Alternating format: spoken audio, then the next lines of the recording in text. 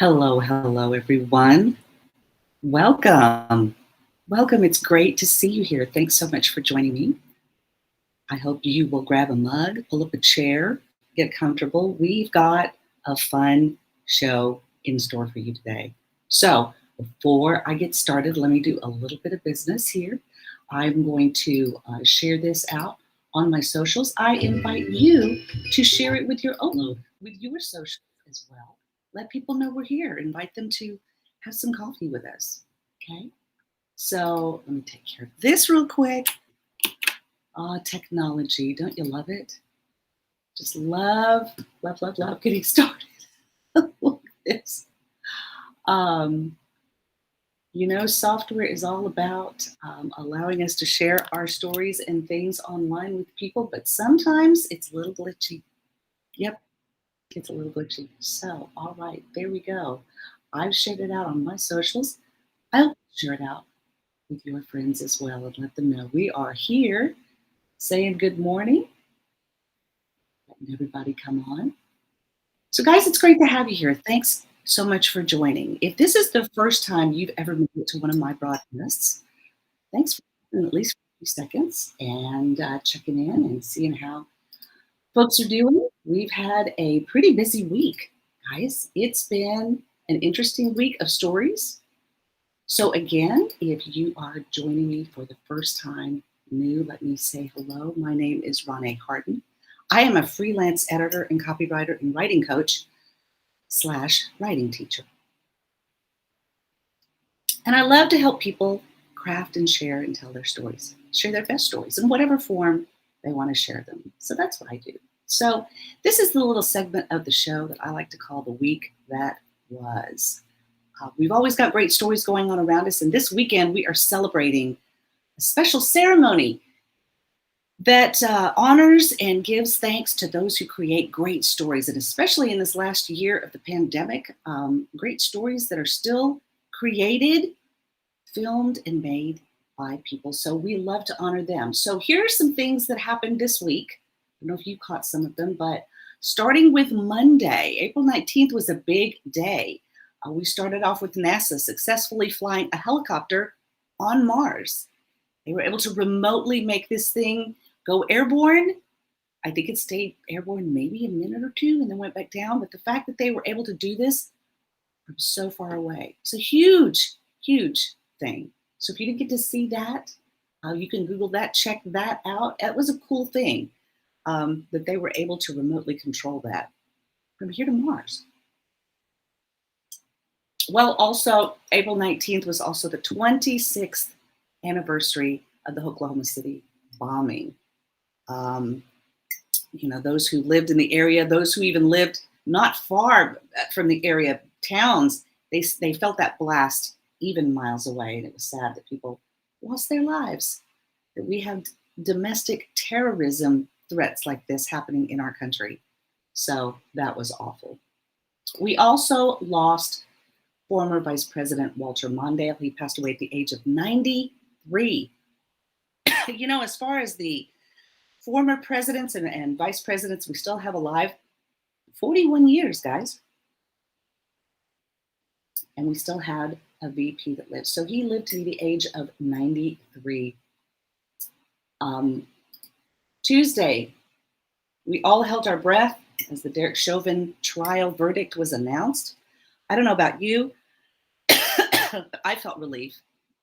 I felt the collective relief from several of my friends of color, who were praying that our justice system would hold, and it did. But now we have to do work going forward, right? Dealing with helping others understand what we need to do for racial reconciliation, how we need to reach out to others in love and not live such a polarized life. Also on Tuesday, 40% of Americans were vaccinated. Have you gotten the vaccine? I get my second vaccine May 3rd. Oh, and it's a coughing day. That's always great.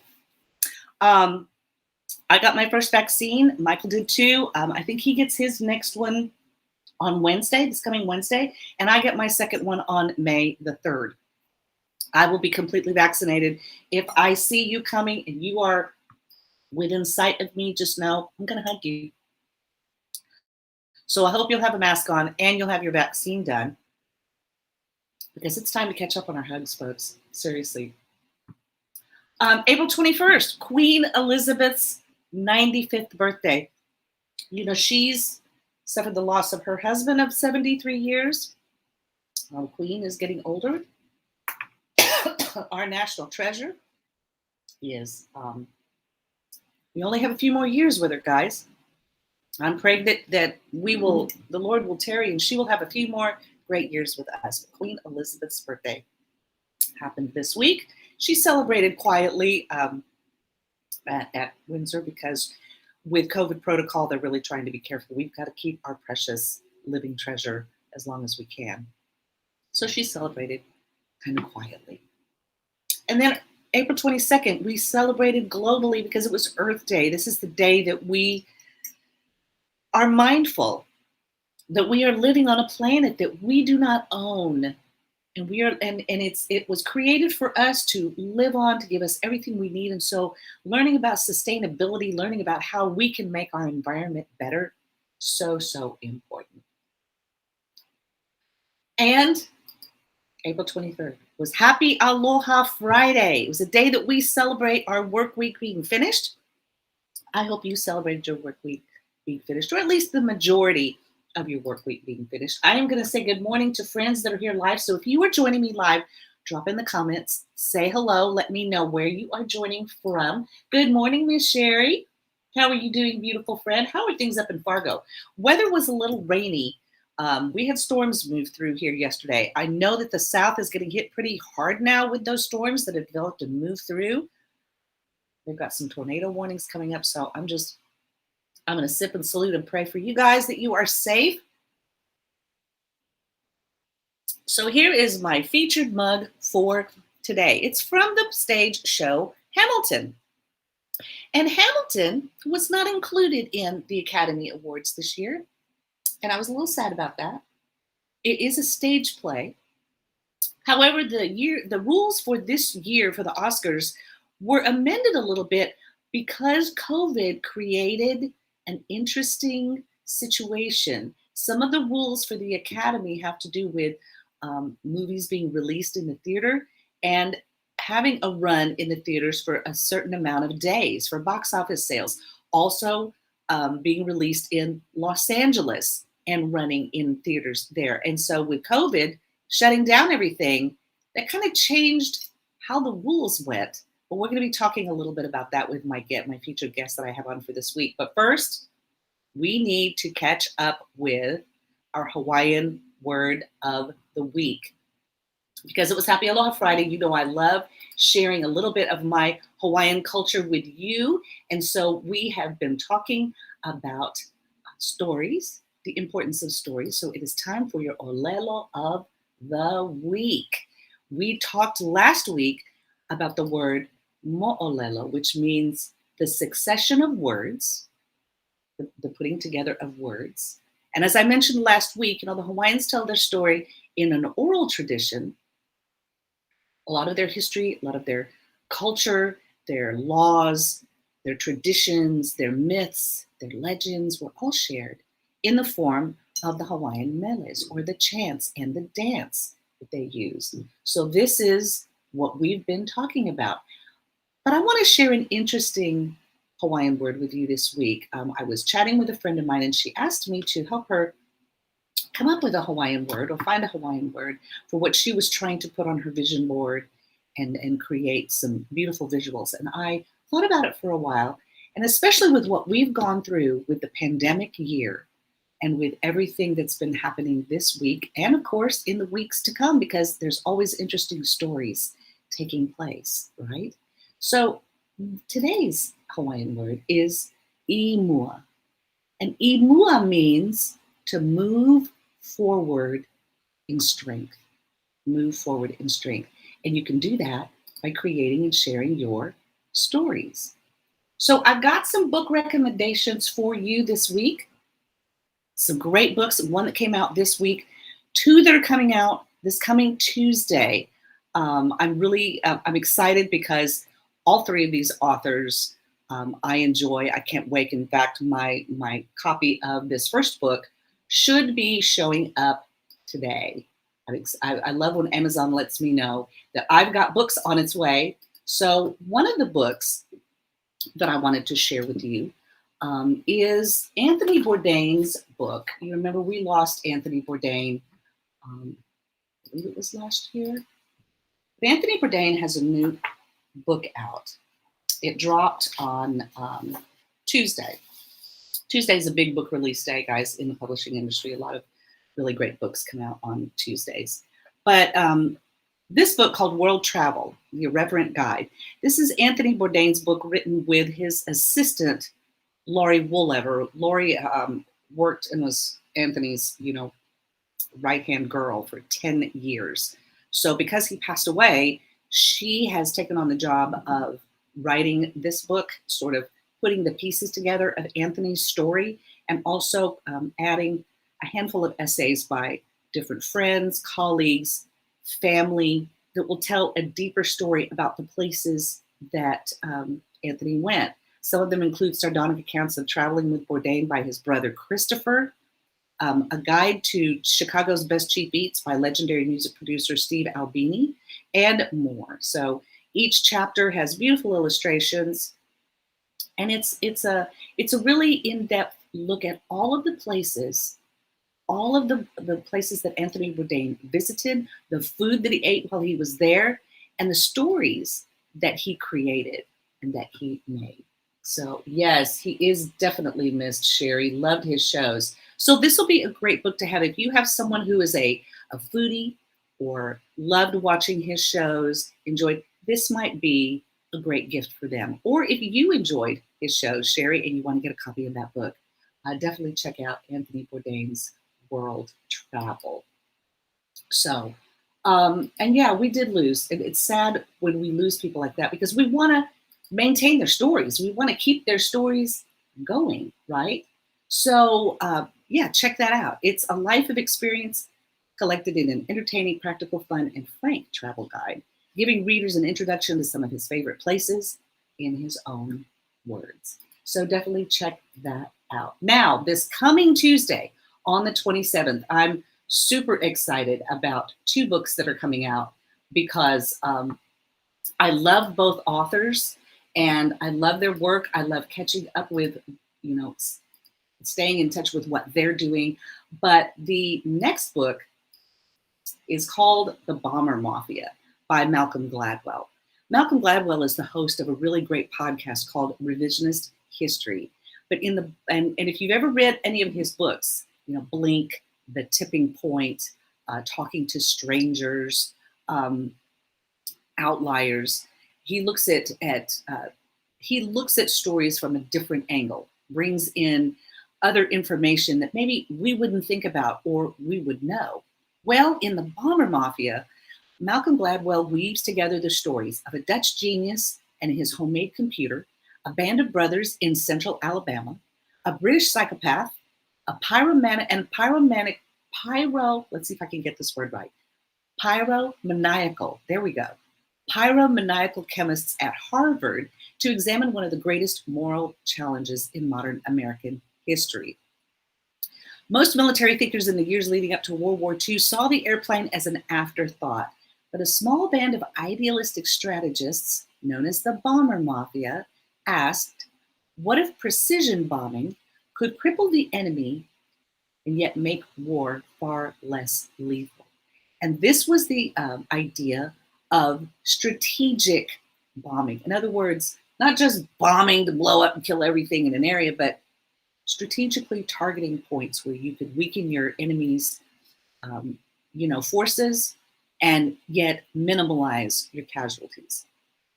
Well, in contrast, the bombing of Tokyo on the deadliest night of the war was the brainchild of General Curtis LeMay, whose brutal pragmatism and scorched earth tactics in Japan cost thousands of lives, but may have spared even more by averting a planned U.S. invasion. So with this book, Malcolm Gladwell asks, was it worth it?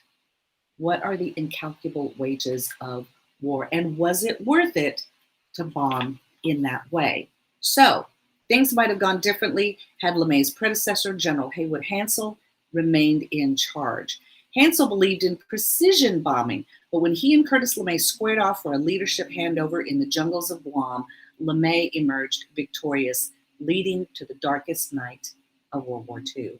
So the Bomber Mafia is a riveting tale of persistence, innovation, and the incalculable wages of war. So, again, if you have a World War II enthusiast, if you are interested in this period in history and you want to learn a little bit more about technology at the time and how it was advancing and the decisions that were made in advancing that technology, was it really worth it? And, we deal with that in our own world when dealing with technology moving forward. So check that out. If you like, get a copy, you can get pre-order the copies, and they show up at your doorstep on the 27th. Now, this next book I'm super excited about because this is going to be the book that my book club is going to do the month of May. So if you're interested maybe in getting into the book club and you want to read a book with my VIP group, my peoples who I love because they are always chiming in and providing great insight on how these books are impacting their lives. Well, if you have read the book Essentialism by Greg McKeown, fantastic book, dealing with doing the essential things, making sure that what we're spending our time on in our life are doing the essential stories. Well, he's got a follow-up book, guys, and I'm super excited. I think it's going to be a wonderful follow-up to the book that we're reading in our book club right now. But this is called Effortless. Make it easier to do what matters most. So, as high-achieving people, we are conditioned to believe that the path to success is always paved with relentless hard work. We're just not busy every moment of the day and pounding ourselves away. Are we really productive? That if we want to overachieve, we have to overexert, overthink, and overdo. And Jon Acuff's book, Soundtracks, that we're currently reading, is talking about the problem of overthinking. So somehow we've conditioned ourselves to believe that if we're not exhausted at the end of the day, somehow we're not doing enough, we're not productive enough. And the pandemic really dealt with that this past year or so because we were forced to be at home, we were forced to spend more time with our family members, our children, but working hard now is more exhausting than ever. And people, even though they're working from home, seem to be more exhausted. The mental health toll that it's taking, right? So the more depleted we get, the more effort it takes to make progress. So we are stuck in this endless loop of Zoom calls, eating and sleeping, and doing it over and over again. Well, so in this book, McKeown proposes that getting ahead doesn't have to be as hard as we make it. No matter what challenges or obstacles we face, there's a better way. So instead of pushing ourselves harder, we need to try to find an easier path. So this book, Effortless, offers actionable advice for making the most essential activities the easiest ones. Jon Acuff mentions in his book, Soundtracks, light and easy. What if everything we did was light and easy? So the book Effortless is going to teach us how to turn tedious tasks into enjoyable rituals, prevent frustration by solving problems before they arise, set a sustainable pace instead of powering through and pushing through, making one-time choices that eliminate a lot of future decisions. What if we could make some decisions on the front end that would then eliminate all these other little tedious things that we need to do later on? Simplify our processes by removing unnecessary steps. Oh, I like that one. I'm all about eliminating the unnecessary. Making relationships easier to maintain and manage. We know in this day of digital technology and trying to keep up with everyone's socials, it's huge. So if you would like to get in on this and get in on the book club, I'll have some information at the end of this broadcast of how you can contact me, or you can just throw a comment right here on this broadcast. Let me know if you would be interested in joining our book club. We have a great group of people, thoughtful people, people who really love to think ahead and love to read great books, great stories. So if that interests you, you'll definitely want to join us for our discussion of Effortless. Well, so guys, those are my book recommendations for this week. And I always love to talk about great stories. And this week, like I said, the Oscars are tomorrow. I mean, guys, I'm telling you, it's amazing. I've got my ballot printed. I love they've chosen the color purple. Look at that, pretty color purple. It looks blue on screen, but it's actually purple when you pull it up on screen. So I have my ballot printed. I have one printed from Michael. We are going to watch the Academy Awards, and we vote. We have a system for voting, and then we total up at the end of the night to see who is the best guesser, who guessed. So if you haven't seen any of the movies, I highly suggest you watch this year's 10 options for, or no, 8 films. They did 10 before, but now they're doing 8 films for the Oscar Awards. So if you've not seen any of the movies, I want to recommend that you see them. There's some great films. I'm amazed at people who are able to tell great stories and still create stories even in a time of pandemic when the criteria is difficult. So there are 2 categories, and I noticed on my ballot form, they're down here at the bottom on the end. You can see them right there. It says adapted screenplay and original screenplay. These are awards that are given out and as for writing, for creating the stories that the actors then act out and perform, right? So we have Best Original Screenplay. So the Academy Award for the Best Original Screenplay is not based on previously published material. So this is a completely brand new screenplay written. It was created in 1940 as a separate writing award for the Academy Award for Best Story. So they used to have a separate category for Best Story, and then Best Original Screenplay, the person who wrote the story. So beginning with the Oscars in 1957, the 2 categories were combined to honor only the screenplay. So original screenplay is one that is written brand new, not based on any previously published material.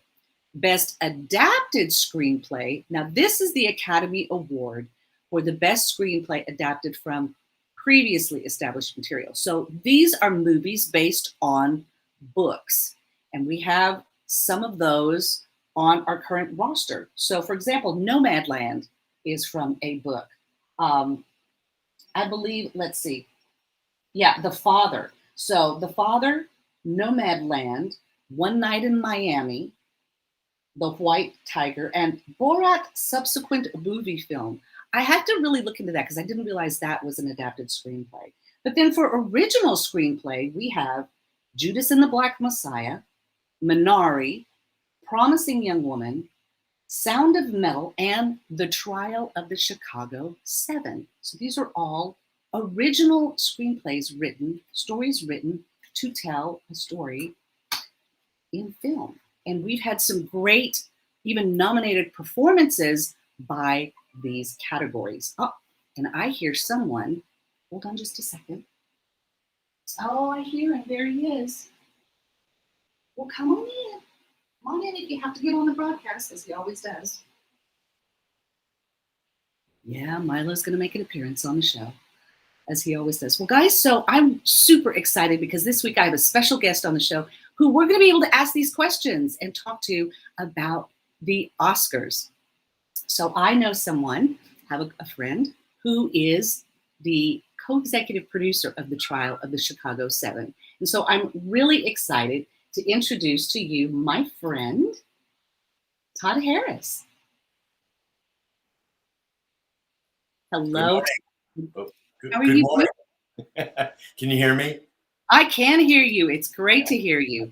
It is early there in Los Angeles, but thank you for doing this. I'm so happy to have you here. I'm happy to be here. I'm glad I came out and checked the tech a little bit before we got going. Right. We did that run through to make sure everything went smoothly. Right. I'm so excited. Thank you for doing this again. It's a pleasure. I want to tell the folks, though, a little bit about, because some people, when I posted on the socials, they were like, oh my God, Renee. And I said, well, you know, I know some cool people. But let's cool people. I know a few people. But so Todd, for the folks that are watching, whether you're watching live or via replay, so Todd is my husband Michael's best friend and former college roommate from Stanford. So that's how I met Todd and his beautiful wife, Amy. They live out in Los Angeles, and Todd is in the film industry in Los Angeles, has been for quite a while. So I pulled up your IMDb, Todd, and wow, it was amazing to see 40 films. I mean, you've worked on some really great films with some amazing people. But I want you to first to share a little bit. I want you to share, if you can, with the folks, a fun favorite memory you have with Michael from your days. Well, you did prep me for this question, I have to admit, and I mean, there have been so many fun moments. I mean, it's been now going on 40, 2 or 3 or 4 years, which is crazy. It's hard to identify one moment. I mean, Michael and I have probably been to, around 100 Grateful Dead shows together, and then several not together.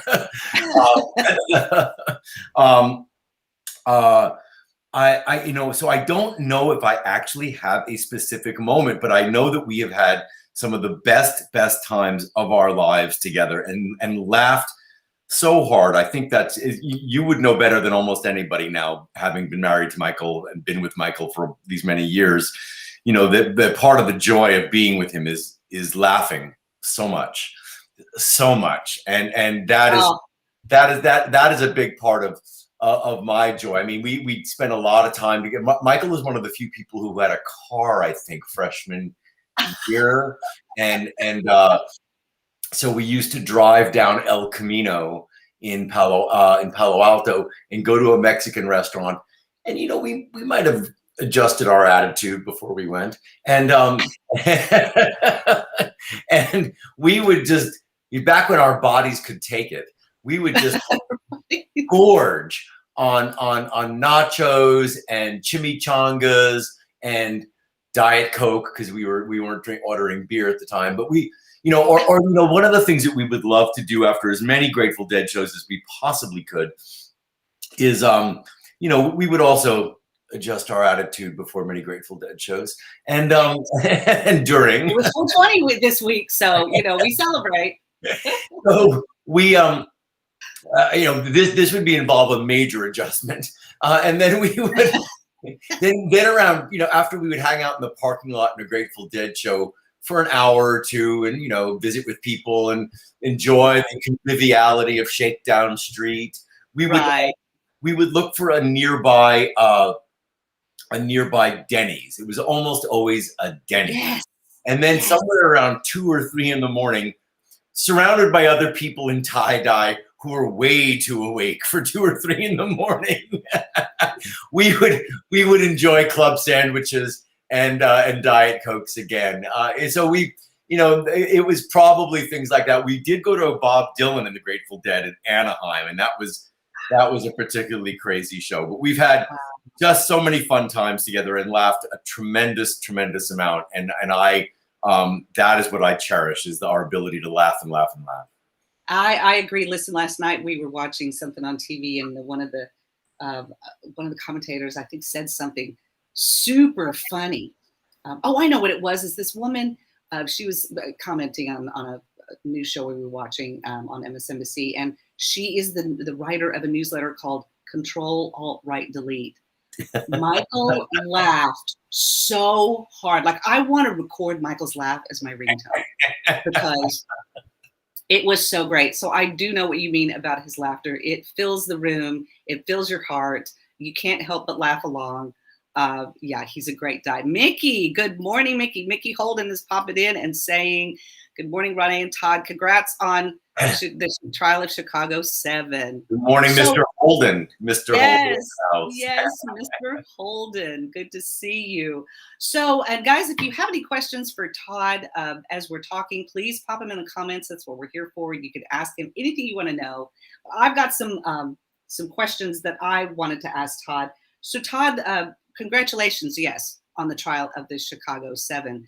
We saw the movie, loved it completely. Just Aaron Sorkin is a brilliant screenplay writer.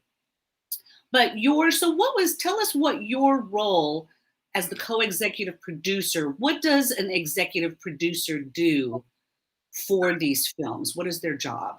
Well, when you see a movie these days, sometimes you wonder why there are 4 producers or 6 producers and 10 executive producers and 4 co-producers and 8 associate producers. Like, what is everybody doing? Right. On some movies, like Bottle Shock, I am one of the main or the main producer and have a tremendous amount of responsibility. With Bottle Shock, I found the script. I helped, I partnered with some other people. We found the director. The director and his wife rewrote the script. We did a road show to raise the money. We shot it up in Sonoma. And I was involved in all the casting aspects of it. I was there every day on the set. I was, involved in the distribution decisions. And really, a lot of the weight of that movie, and some movies, are completely on a producer. Executive producing usually means, in the film business, but not always, it means that you probably had something to do with the financing. And now sometimes a line producer, who's really like your project manager, like your contractor for building a house, your line producer can sometimes be awarded an executive producer credit as a bonus for because producing credits people are very protective of them. And now the PGA, the Producers Guild, is now now you sometimes see PGA after people's names, and that really means that you really, in their opinion, really were responsible for the movie. I haven't always agreed with some of their decisions, but on Chicago 7. God bless Facebook. A friend of mine back east named Carrie said to me, "I've got a movie that is looking for some money," and I'm like, "Yeah, right. Everybody's looking for money. Yeah, whatever." Right. And then he said, "No, you should really take a look at this." And then I was like, "You're kidding me? Aaron Sorkin's movie with Sacha Baron Cohen and Michael Keaton and Eddie Redmayne, at the time Seth Rogen, instead of for the guy who played opposite Sacha Baron Cohen, who's on Succession." Right. Yeah, of course I'm forgetting his name. It's incredibly embarrassing, but that's okay. No. Anyway, it was going to be Seth Rogen. And so they said this movie is raising money, and I'm like, really?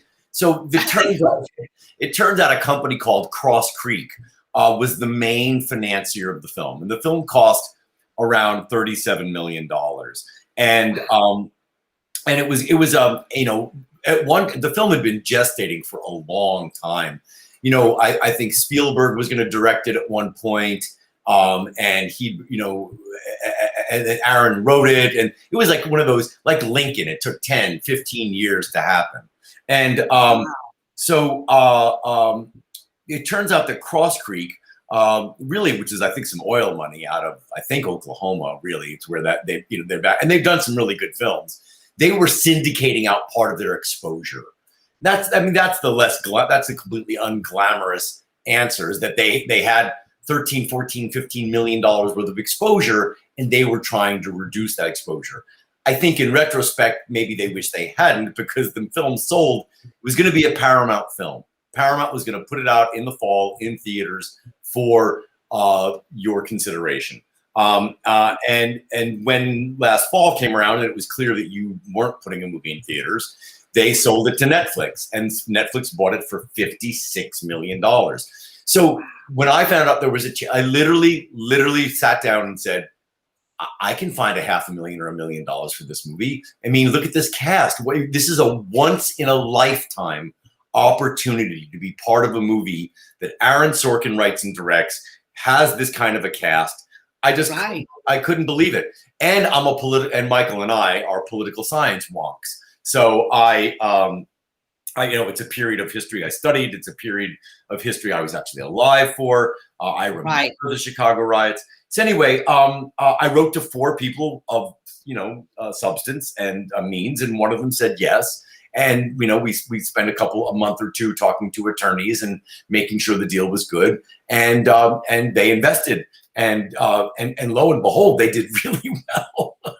They did really well. So, I mean, $37 million, $56 million sale. She made, my investor made 35% on their money, 135% on their money in about 12 or 14 months. And it was, so really executive producers generally are finders of money. And if you squint at the end credits of Chicago 7, you'll see that I'm on I'm amongst. Oh, yes. I mean, we paused it. You remember, I sent you a picture. Michael said, I got to show this one. Let's get this for Todd.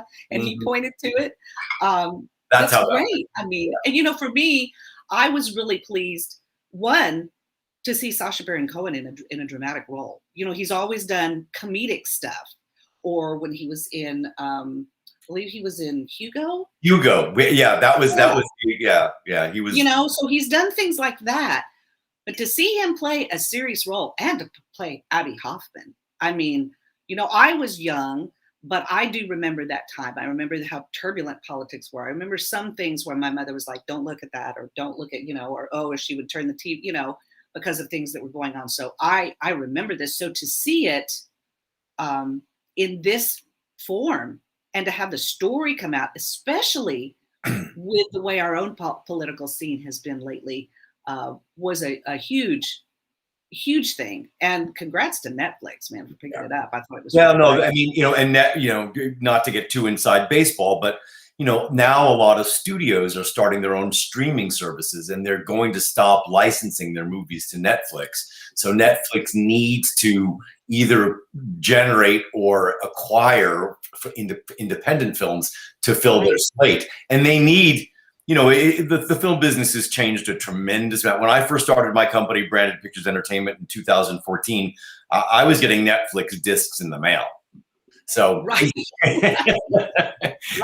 as we all were, right. I actually keep one just as a keepsake. I have one too.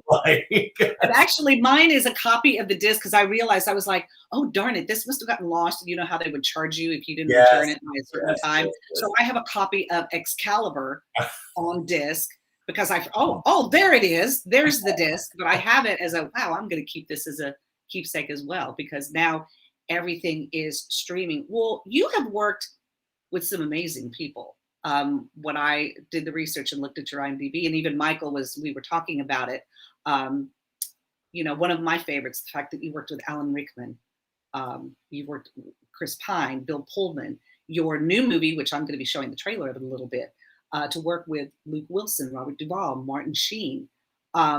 There's been some other people. Who have been some of your favorites that you, when you worked with them, you were like, wow, these people are really cool, really awesome. You were really awestruck by how they were. Well, sometimes, so it's interesting, because you can, you admire some people's work, and then you meet them and they either are or aren't exactly like you think they'll be. Alan Rickman was exactly who you thought he was. He was an amazing actor. And, my kids came up to the set for that, and if you glance at the end where they're doing the tasting in Paris, right. You'll see my kids watching the tasting. But Alan Rickman was just like his character in Bottle Shock, and my kids were, 8 and 10 at the time, and they were like, "It's Snape! It's Snape!" And he was really, really incredibly, as a guy who probably isn't, the warmest and cuddliest guy. He was very good with the kids, I have to say. I got to work with Joseph Gordon-Levitt on a tiny little movie 15 years ago, and he's had a wonderful career. We did work with Chris Pine and Bill Pullman and Freddie Rodriguez on that same movie, Bottle Shock, and it was Chris Pine before Chris Pine, really. Right. Right after that was Star Trek, and many other movies came after that. I got to work with Chaz Palminteri on a Vegas type of movie. I got to work with Brendan Fraser and Sarah Jessica Parker and Alfred Molina, who's really one of the nicest guys in the world, on Dudley Do Right, which was fun.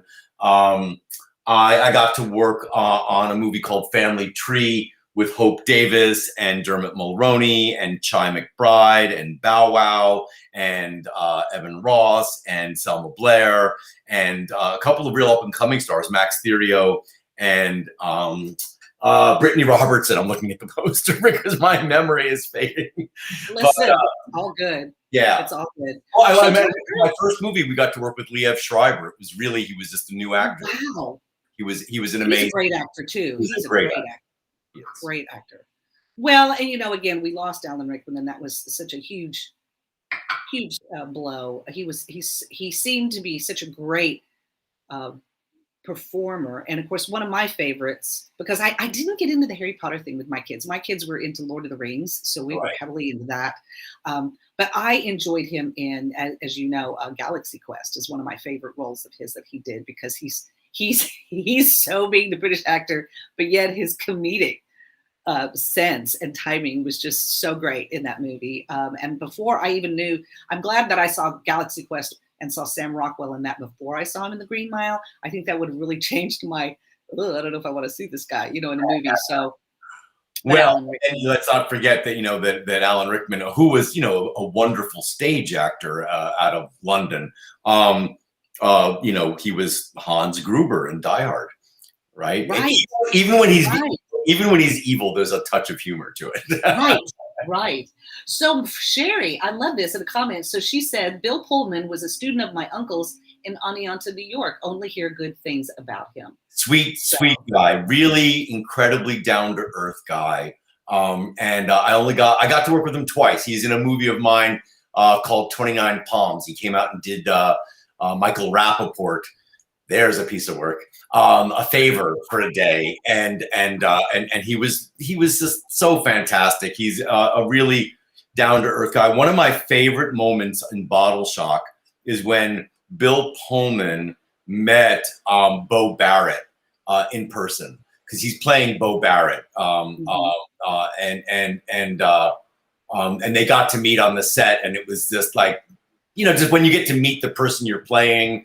And it was just, a real behind the scenes moment. It was really fun to see. So, well, that is awesome. Well, you mentioned earlier, you talked about when you got the script. I'm curious. So, what are some of the steps that are taken to acquire the rights? When you find a good story, what are the steps that are usually taken to get that story so that you can then make it into a film? Well, things have changed a lot since I started doing the business. Back when in the 80s, when Shane Black was writing Lethal Weapon, there was something called the spec script market, and it seemed like every couple of weeks a hot new script would go out, and every producer. Every studio would have their big producer, and that producer would get it. Sometimes younger producers would find a way to get a hold of the script.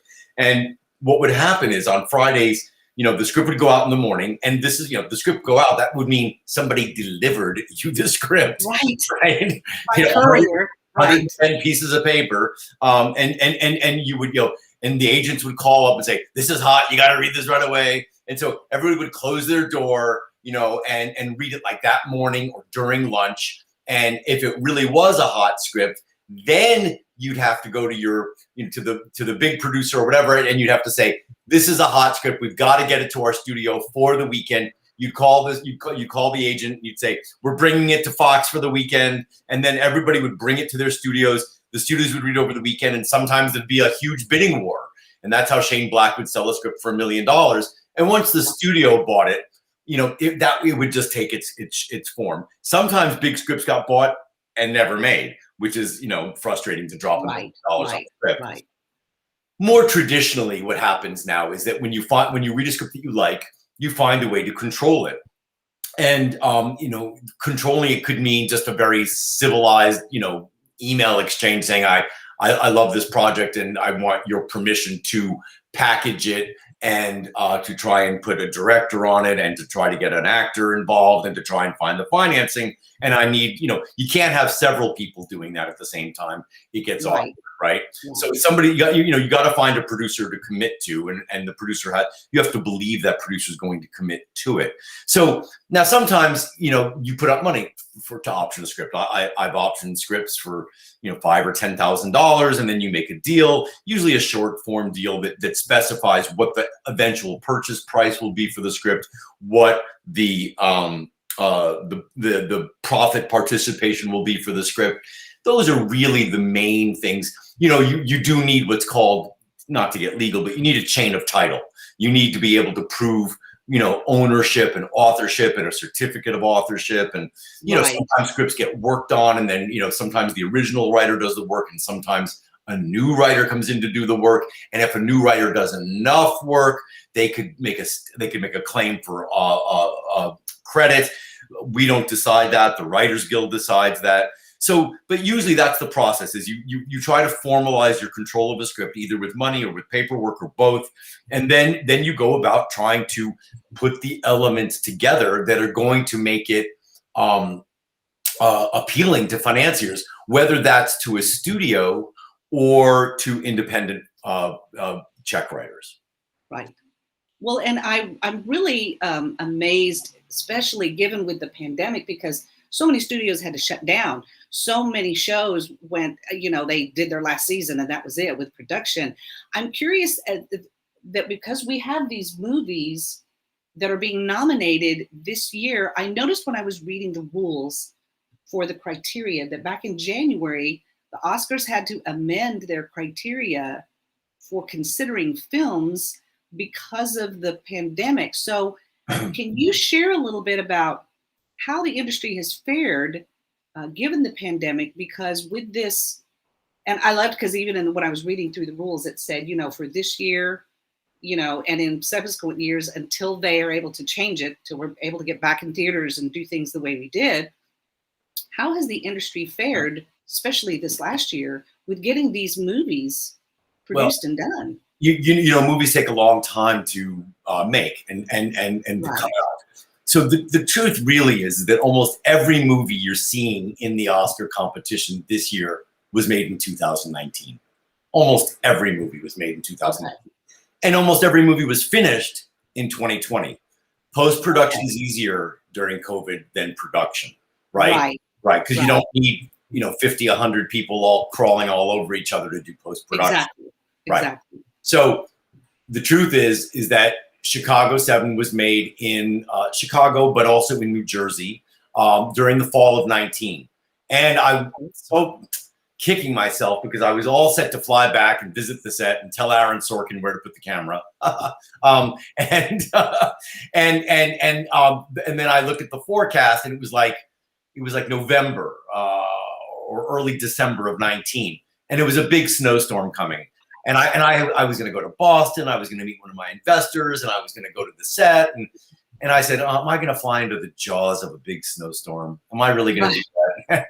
And then it didn't happen. So I was but most of these movies were made in 2019. Now they extended the eligibility period until February, I think, of this year. Usually, the cutoff is the end of the year. That's why you see so many films coming out on Christmas Day or on the 31st. But the truth is that it's a little dangerous to wait until the very, very, very end of the period. But they did that because they knew even the post-production was slowed down by the pandemic, and so the post-production was slowed down and release plans changed. So many people kept thinking, well, we'll put our movie out in October. Okay, December. January. Right. Eventually, they, and I think, look, the reality is, the horse is out of the barn with streaming. I mean, out of the barn, the horse is like in the next meadow. So, streaming, you know, to differentiate based on streaming versus theatrical is now sort of an antiquated notion, and I don't think it will ever really change. I am praying that we get to go back to the theater. I miss the theater. Oh, I do too. I do too. Michael and I, we went to see. There's some of them you just want to see on a big screen. And we have, you know, we can stream at home and we have a, you know, bigger TV in our house, but there's just something about seeing it on a large screen, films that were created to be viewed in that mode. And there's something about a group experience. I was reading I posted recently an article from the New York Times about, you know, just really a very insightful article, I thought, about how, you know, how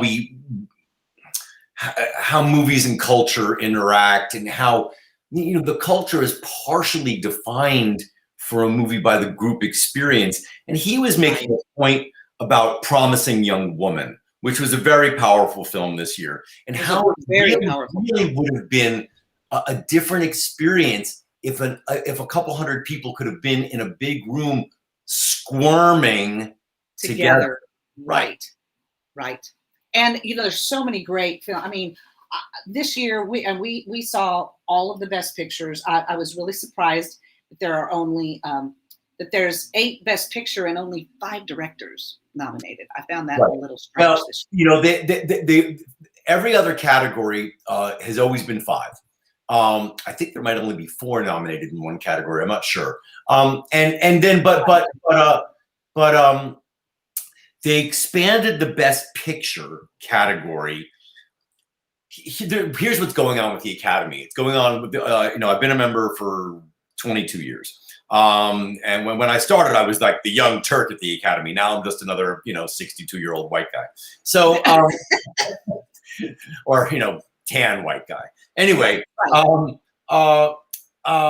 the Academy has, first of all, Dawn Hudson, who is the head administrator, president of the Academy, not the elected, but the person who executive director of the Academy, made a very big push to diversify the Academy and to young it up a little bit. So when I joined the Academy, there were maybe 5,000 or 6,000 members. Now I think there are 9,000 members, and that's how many people vote on the Academy Awards. You only get to nominate in your category.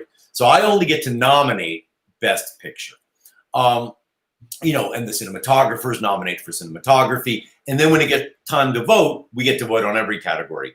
I don't vote on every category if I haven't seen all or almost all of the films in that category. I don't think it's fair. And, you know, truth be told, you have probably seen more Academy nominated films this year than I have, just because you're a better film goer than I am. So and also with the reason that what's happening is, you know, a year or two ago, the Academy flirted with a new category, most popular film. You see what's happening with awards.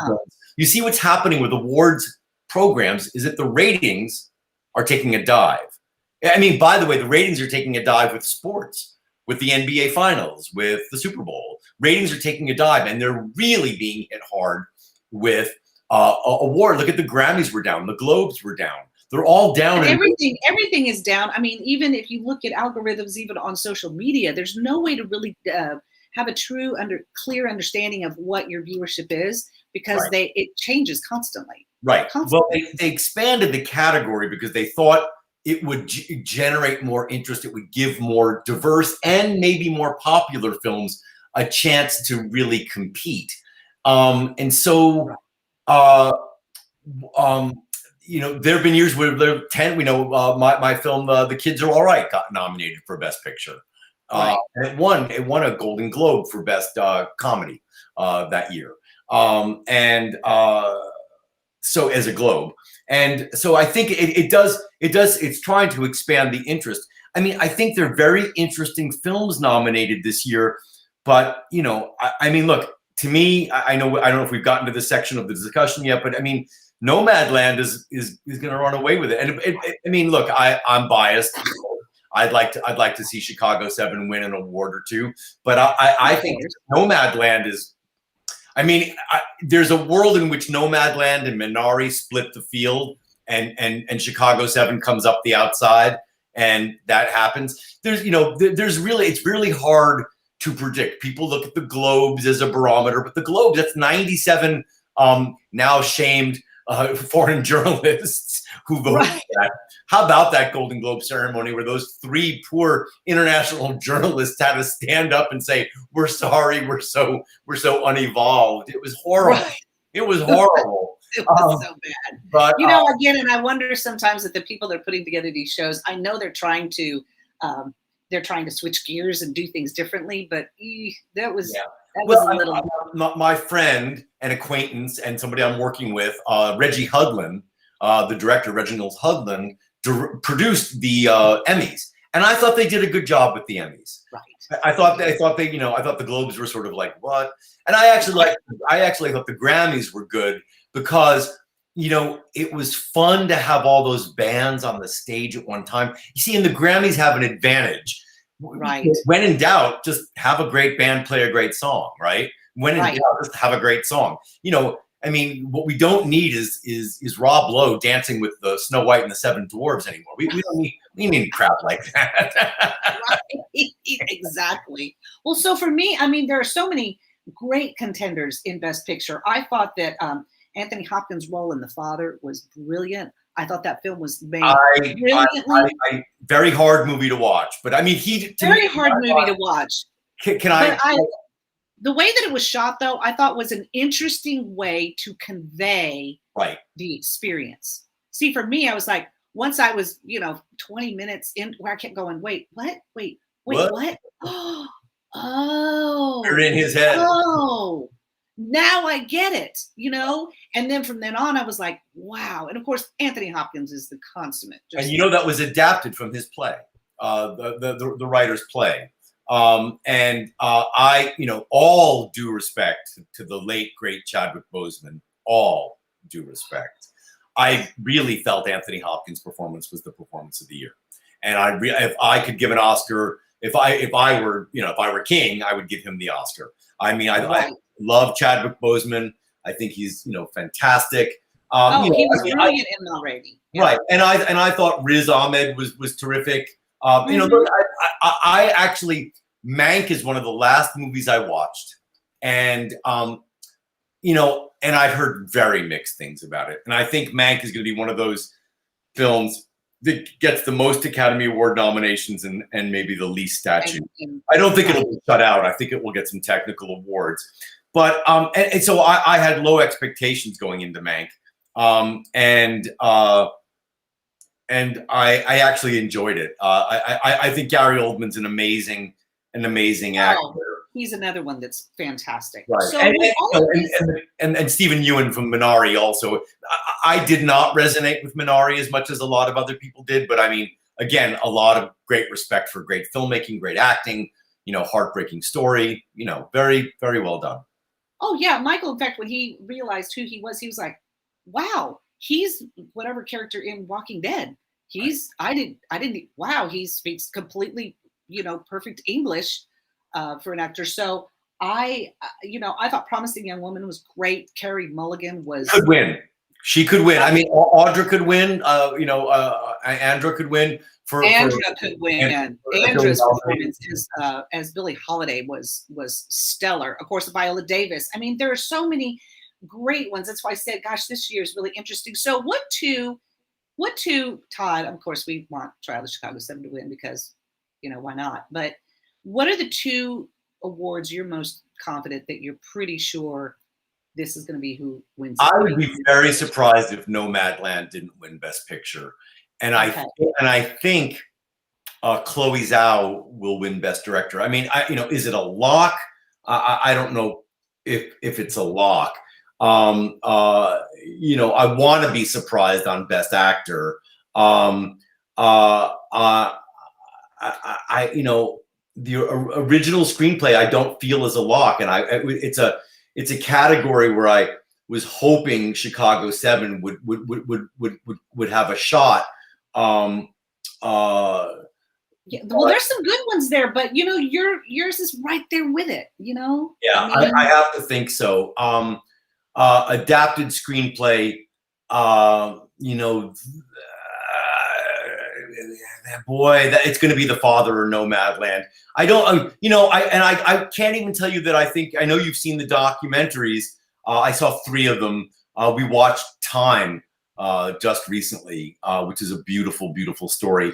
I thought it was going to be Crip Camp running away, but I think the octopus has reached out with a tentacle and grabbed it. Oh, listen, I mean, we watched Time also, but it was kind of like, we were just sort of like, wow, okay, that it didn't move along and tell me enough. Right. To keep, we watched it because we just wanted to make sure we watched it there. But Crip Camp and My Octopus Teacher, oh my goodness. I mean, those are, in other words, just like, I'll be happy if either one of those wins. I would be surprised. I'd be surprised if Soul didn't win Best Score and Best Animated Film. Yes, I agree. I think that's another great one. Well, that was the reason we got Disney Plus. I was not rushing out to get Disney Plus, but I wanted to see. See, we got Disney Plus, of course, for the big Hamilton thing, because I love that show. And actually, my daughter, of course, everything shut down before she was able to go, with us at a time to see the show on stage. And I said, you've got to see this, Savannah. You've got to see it. So that's why we got Disney Plus. And we also appreciate, again, having it for Soul. I thought Soul was beautifully done, and the music from it is incredible. So, well, I want to talk a little bit about your new movie, because you've got, when I was looking at your IMDb, I was like, oh, you've got some really great ones. Buttered looks great. Lily looks fantastic, about the fair pay, the woman with the Fair Pay Act. I'm really excited about those. But I'm super excited. I'm going to show the trailer for 10 Mighty Orphans, because this is coming out this summer. Yes? Right. And they're 12 Mighty Orphans. 12. Did I say 10? Oh, I'm so sorry, because I'm thinking of films. So I'm going to put this, let's see. I'm going to put this up in the screen here. See if we can do it this way. Can I do it this way? Yeah, there we go. There we go. And we're going to watch the trailer, and then I'm going to have a couple questions. I never get tired of it. It's a great show. Oh, I love it too. It's fantastic.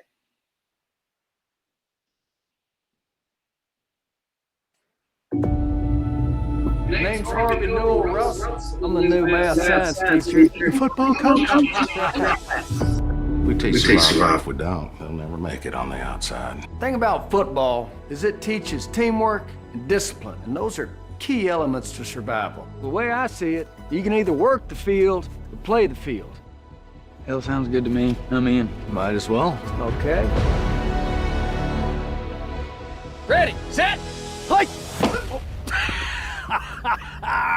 This is going to be even more work than you imagine. Today we're going up against a team that's won 2 state championships. Stay down in the dirt where you belong, loser orphan. That's a funny formation. It's your new offense plan up the courtyard, directly behind AP for the snap. What position does that make me, Coach? We'll call you the quarterback. This is how we're going to beat the bigger teams. We don't have the size, so we got to utilize what we do have, speed. We finally got a team. Might as well call it the Mighty Mice. Every second that they're on the field, we're losing money. When are you going to stand up for these children and do what's right? Juanita, we have a chance to make a real difference here. They're going to want you to win. Everybody's going to be behind a team with nothing, just like them.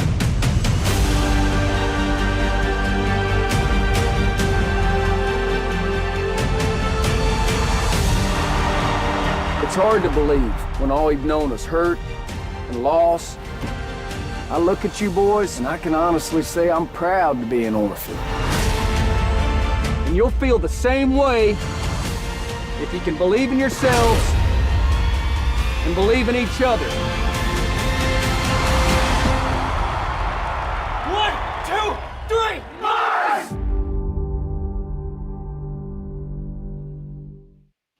It works for me every time. Chills. I get chills every time I see it, Todd. I get chills. So we were super excited when you were filming here in Fort Worth. We got to come out to the set, watch you do your thing, watch them film that. I love that. That's going to be such a great story of those 12 kids. And that's actually based on a true story, on a real Right. story of a group of kids who Right. were, nobody thought they could do it, and yet this coach got behind them and helped steer them to the Texas State Championship. You know what? Say it's first of all, it's a very good script. Second of all, Ty Roberts down in Austin. He's a fantastic director, and he made a movie right before this, which you can find somewhere, called The Iron Orchard, and it doesn't have any stars in it, so it didn't get a lot of attention. But it is another period Texas movie about feels like Giants, about it's a rags to riches rags story. Yes. And it's a very wildcat type of wildcatting Texas oil type of story. He's fantastic. You know, there's a glimpse in this of he's got one line in the trailer. His name is Rooster McConaughey, and it's Matthew's brother. The guy who sounds like he's got a mouthful of marbles and talking textually that's Rooster McConaughey. and then you didn't see him in the trailer, but Treat Williams plays a newspaper publisher modeled after Jim Maroney. No, but Treat Williams plays a newspaper reporter who picks up the phone and calls FDR and gets FDR's attention during all of this. It's really and Luke Wilson and Martin Sheen and Wayne Knight and Vanessa Shaw, and really fun to see Robert Duvall and Martin Sheen. Now, Robert Duvall truly is only in the movie for a couple of minutes, but that's the first time Martin Sheen and Robert Duvall have been on the screen together since Apocalypse Now. Wow. That's incredible. That's incredible. And I mean, and such a tremendous story, especially going to come out during the summer. I think that's going to be fabulous. We're excited. June 11th in Texas. Then it plays the Tribeca Film Festival, and on June 18th, it goes wide around the country. And hopefully we'll be, if not normal, at least we can see it from here. Well, are you going to be possibly making a trip here for the? I don't know if I do. I will be. Thrilled. You better be, because we've got a guest bedroom ready. So I would love it. Love to see you. Well, Todd, listen, thanks. I know it's early there, but thank you so much for spending the time to chat with me about this and to help my viewers sort of learn a little bit more about the film industry. I'm excited for tomorrow night. Because again, I think all of these people who really pushed through 2020 to get these films out to the public for us to even see them, to enjoy them. Huge kudos to the industry and for what you do. I appreciate you working as hard as you do to help get these films the funding they need so that these stories can be shared with everybody. So, well, I am thrilled to have joined you. Thank you. An honor to visit with you, and I'll get up early for you anytime. Well, I appreciate and love you. Love to you and Amy, who's going to be interviewed next month, because your wife is an equally talented woman, and I can't wait to interview her as well. So, yeah. Have a great weekend. Enjoy the Oscars, everybody. Yes, bye, everybody. Yes, thanks so much, guys. And again, I'll be back here next week. We'll compare notes. We'll start a new month. We'll start a new book as well for the book club. So don't forget, if you want to contact me, again, you can go to my website right here. I will put this on the screen as fast as I can. Sometimes the software is a little glitchy. There we go. So you can contact me right here on my website, RoneHarden.com/contact. Let me know if you want to join the book club in time for May, and let me know if I can help you craft your own stories. All right. You can always check all of the broadcasts here on my YouTube channel. You want to catch up on some of the people I've talked to. Got some amazing folks that love to share their stories and love to bring stories to you. So we'll be back next week for more and a new month ahead. All right, guys. Thanks again, Todd. Love to you and Amy. And I'll see y'all next weekend.